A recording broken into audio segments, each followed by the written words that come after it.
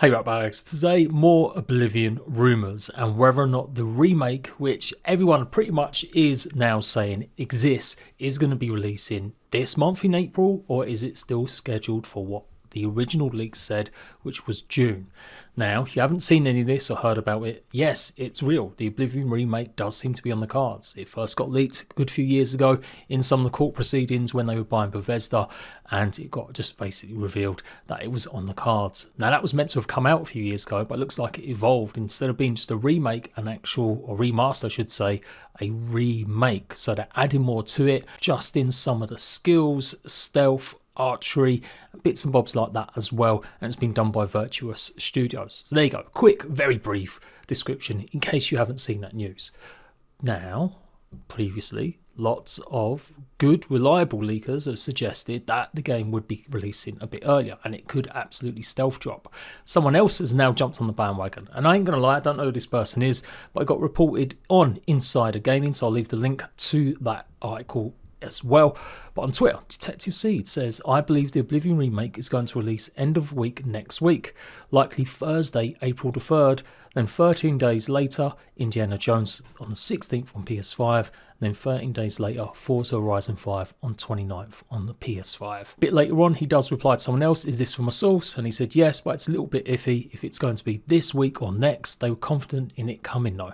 To be fair, I just clicked on his link. He's got a YouTube channel as well, so go and check him out. Looks like he does lots of different style content talking about development of games and story of games. The original kind of news about this was from Nate the Hate. He's had a fair bit to say on the Nintendo stuff that went live last week, or an actual direct. He was one of the persons that basically showed off this info as it being pushed up from June, or originally the release date of June, till now April. Now, he was asked about this potential leak, and he said, not to my knowledge, was told it would be announced later in the month. And as most recent as March 30th, he didn't have any new news about it. And I know some people can't abide by this kind of stuff, but at the end of the day, it's all you've got when a game might be shadow dropping. Why would Bethesda and Xbox do this? Well, it's not like they need to get people used to the game.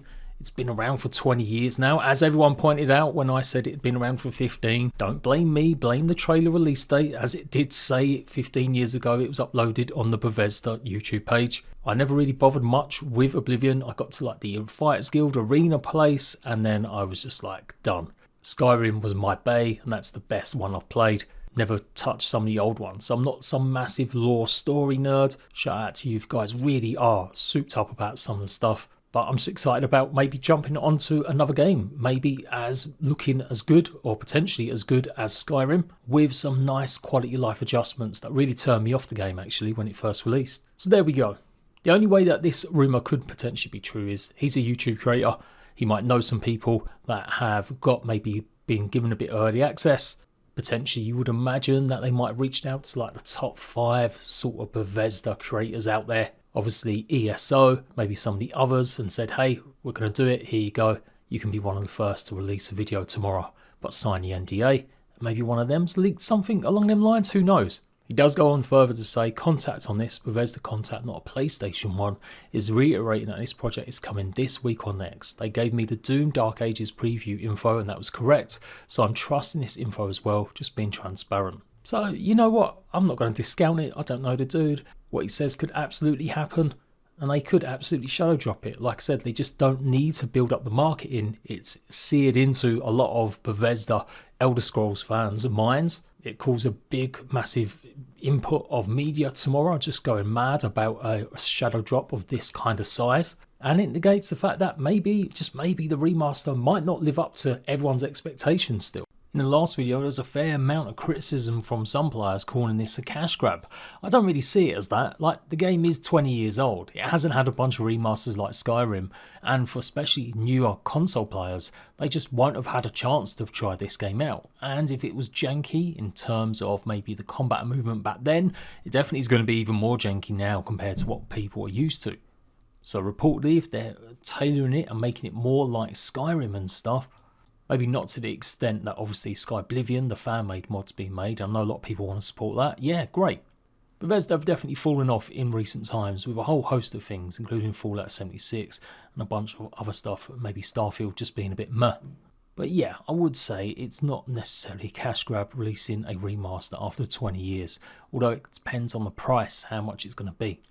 Are they going to be pretty much adding paid mods from their content creation in this as well?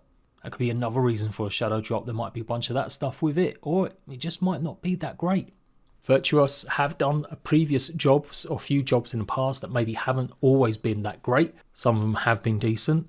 It's what they're known for apparently, big time in terms of porting games. So maybe they're just doing it like this to not overbuild the hype. It will generate a bunch of money, and more importantly for Xbox and Microsoft, it's about adding another game to Game Pass and using their assets that they've bought, using the stuff that they got from Bethesda a little bit more, instead of waiting like 5-7 years for each new game to come from their main direct studios. So if it does shadow drop tomorrow, I will be all over it. Skyrim really popped off for me with the anniversary collection stuff.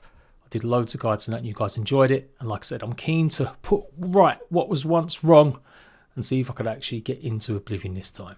So any new news, I will drop it to you tomorrow, of course, and we'll check it out if it does drop tomorrow or next week. So until next time, Ratbags, I'll see you later.